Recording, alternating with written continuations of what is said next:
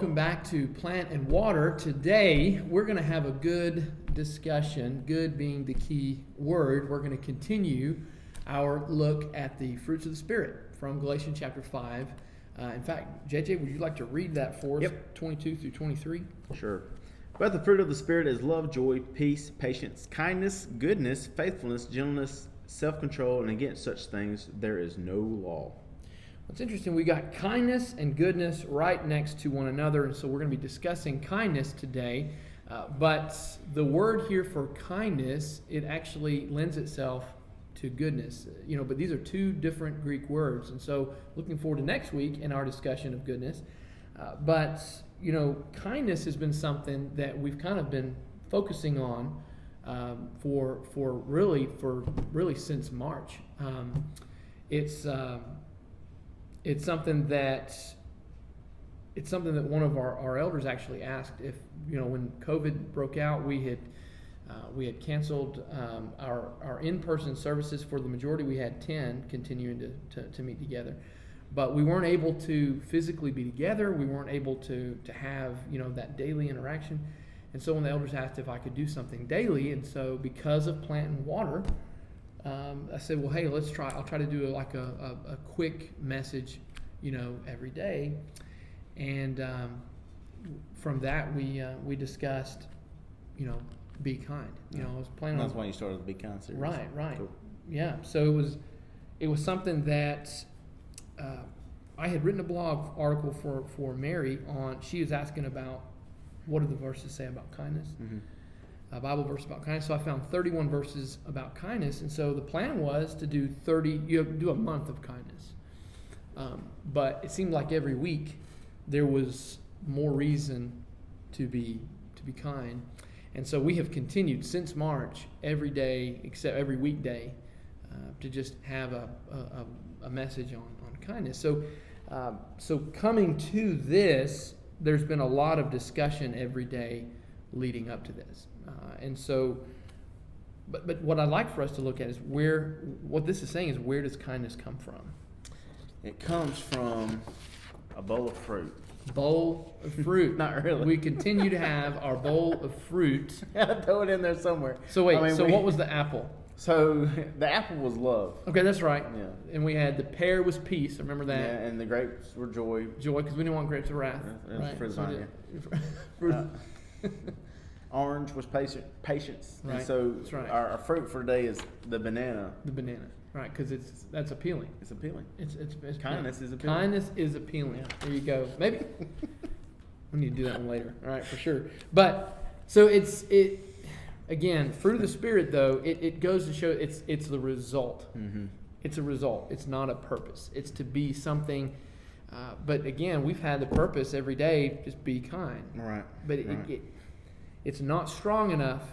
Kindness is not strong enough as a purpose. We're seeing that it's the result of the Spirit of God. In fact, we see that Paul recognized that in Romans 3, 9 through 12. If you'd like to read that. Jim. Romans 3, 9 through 12 says, "What then? Are we Jews any better off? No, not at all. For we have already charged that all, both Jews and Greeks, are under sin. As it is written, none is righteous, no, not one. No one understands, no one seeks for God. All have turned aside, together they have become worthless. No one does good, not even one."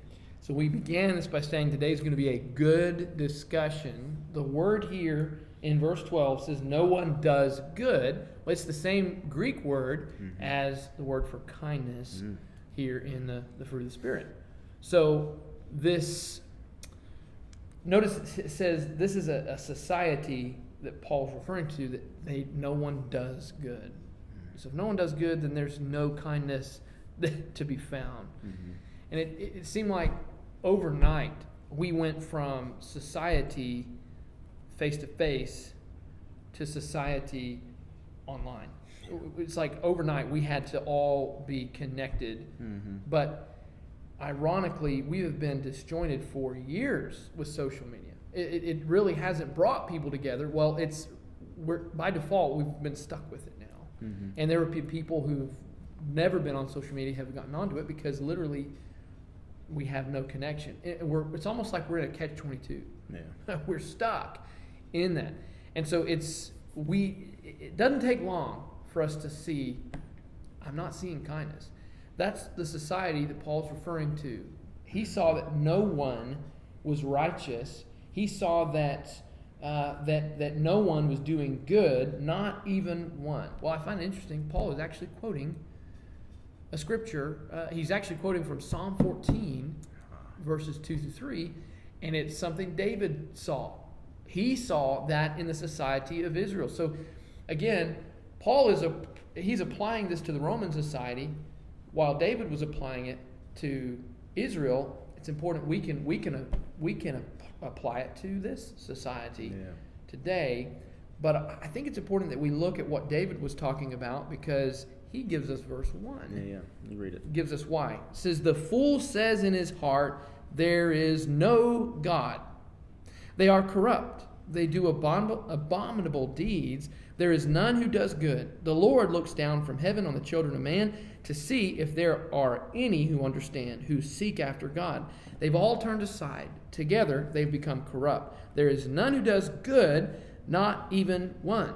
So, again, that's what Paul quoted about the Roman society. This is what David's saying about Israel.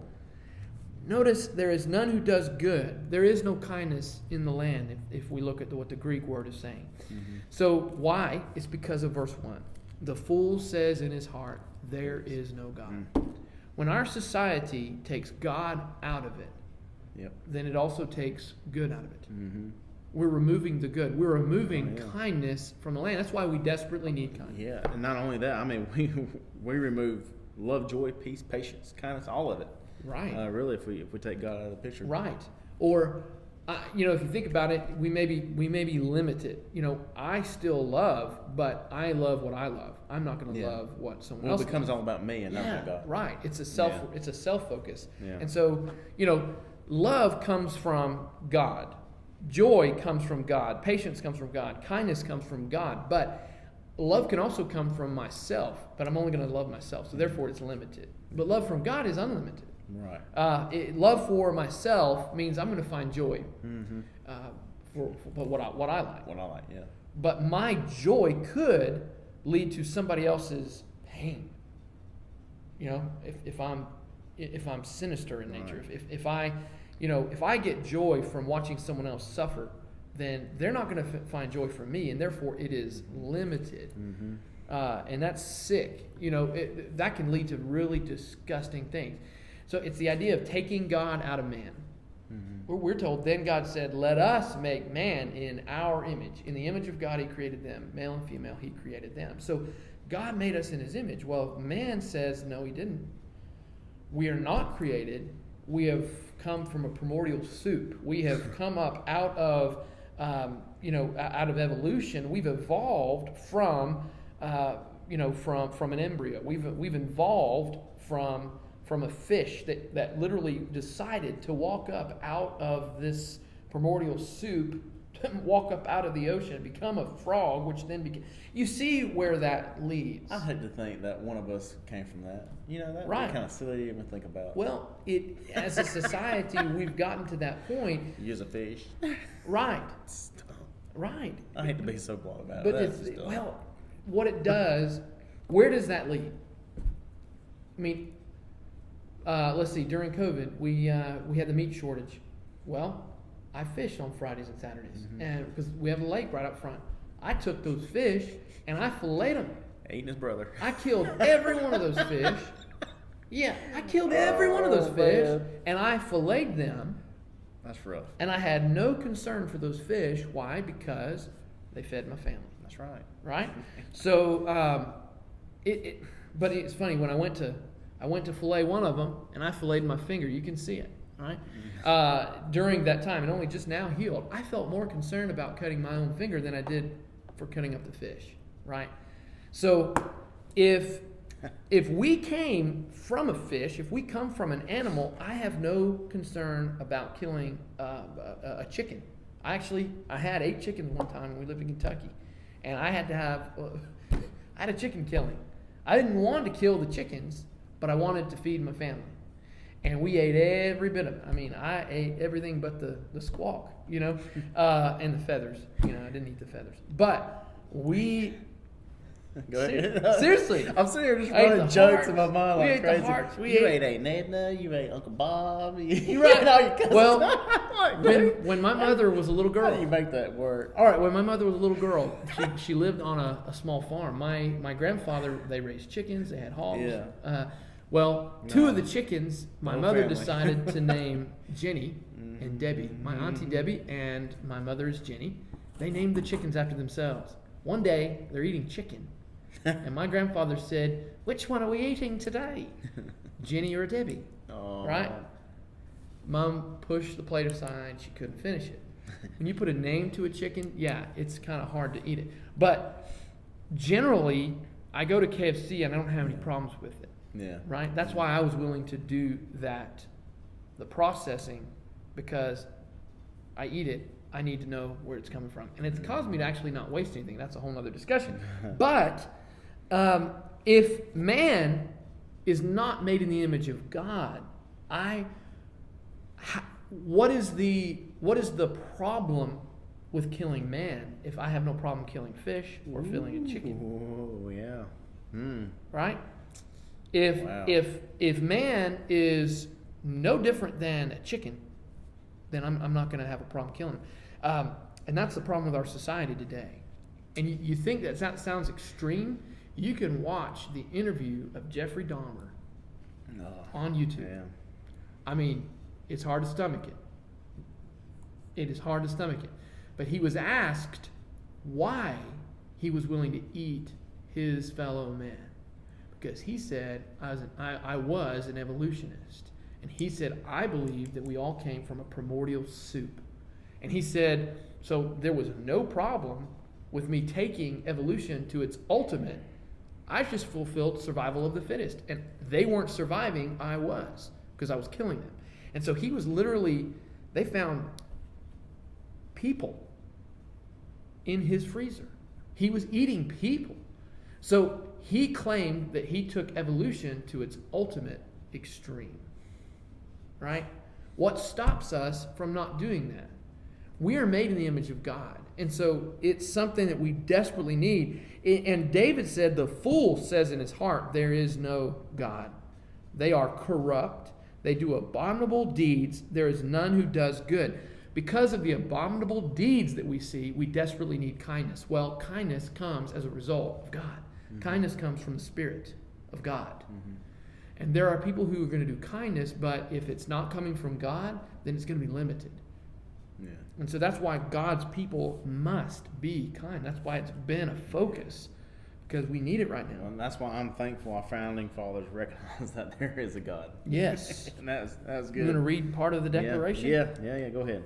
Okay, so we hold these truths to be self-evident, that all men are created. I love that. We live in a society that questions that. But notice it says equal. We do have a society that says all people are equal, but we have a society that also says that people aren't created. There's a disconnect here. Yeah. All men are created equal, that they are endowed by their Creator, capital C, with certain unalienable rights, that among these are life, liberty, and the pursuit of happiness. So the fact that we have founding fathers in the United States that saw that the Creator has created us, the Creator God has created us with certain unalienable rights to life, liberty, and the pursuit of happiness.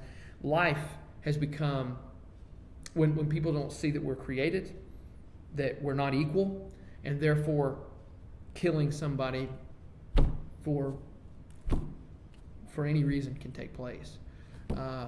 Just down the road from Mary's family in their town, a woman was jogging right outside Jonesboro, Arkansas.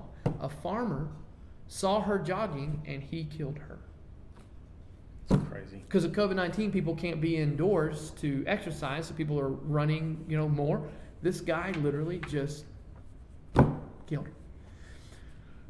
When we don't recognize that there are consequences to our actions, when we don't recognize that there is justice, that there is righteousness, then unrighteousness will live. unrighteousness will be there, and life, liberty, and pursuit of happiness are in jeopardy when we take God out of man. So what we're talking about here with kindness is, yeah, we've talked a lot about being kind. And it's easy to point, you can almost go, well, goodness, we've kind of harped on this quite a bit. Again, I can because it's my name, right? Harp. But we need it, but it comes from God. We need God. In essence, what we're saying is we need God. Every day we need to be reminded, God, help us. And heaven help us if we continue down this path in our society. I don't know what this world's going to get to for our children. For my 2 boys, your 2 boys. Yeah. If society is okay with removing God, then they're removing good gradually, more and more. And you want to look at the unrest, we want to look at the problems that are happening, and we're sitting there and we're getting mad at the smoke and allowing the flames to burn. We want to get rid of the smoke when the flames are there and we're allowing them to take place. Kindness is not going to happen if we don't allow God his rightful place. We are one nation under God. But when under God is removed from what we pledge, I can't say that pledge. And I won't say that pledge. Because we're one nation under God. And by being under God, the result of the Spirit will be love, joy, peace, patience, and kindness. We need to restore these things. But we need to restore God, put him in his rightful place. When we know God, we will be good. We will be kind. That's why kindness is the result of the Spirit of God. That's why we have a billboard up on Chalva Road. Be kind. Exactly. It's 2 simple words. Be 2 kind. simple words. That's exactly kind. right. And it's interesting. I don't know of anyone so far in the comments. We've not had anyone who has been up in arms about. Yeah. Don't tell me to be kind. We've really not had that, and so there's no offense to it. Yeah. Yeah, people want people to be kind. Yeah. So, generally. But now, if to me, it's been something that helps unify. We need unity, but we're only going to find it in God. Amen. So in God we trust. Yeah. One nation. Be kind. Have kindness. Be kind. Yeah. And if you got any kindness to share, you can reach out to us at richard@deerfootcoc.com. Right. And one thing you can do in helping is, if you've been following those morning messages, any ideas that you have, please reach out to us. And maybe it's your street name. Maybe you've seen, I'm trying to do them like digital parables, visual parables, to where, like today, this morning's was Acorn Street. It's right down the street from my parents. And I said the acorn doesn't fall far from the tree, right? So having the street name in the background of the video helped immediately see, okay, he's going to talk about an acorn. What is he talking about? And it gets people discussing, and I've talked to some people, their families sit in the morning with their kids and they discuss, where's he going with this before the video starts. So it started Bible discussion, right? So if you've got any, what's your street name? Maybe I could come and do a morning message right down the street from where you are. Get a visit from the preacher. Hey. Get a visit from the preacher, socially distanced, but still being kind. There you go. Yeah. So if you have any ideas, please feel free to reach out to richard@deerfootcoc.com or comment below on one of the morning messages. Yep. Thank you so much for joining us.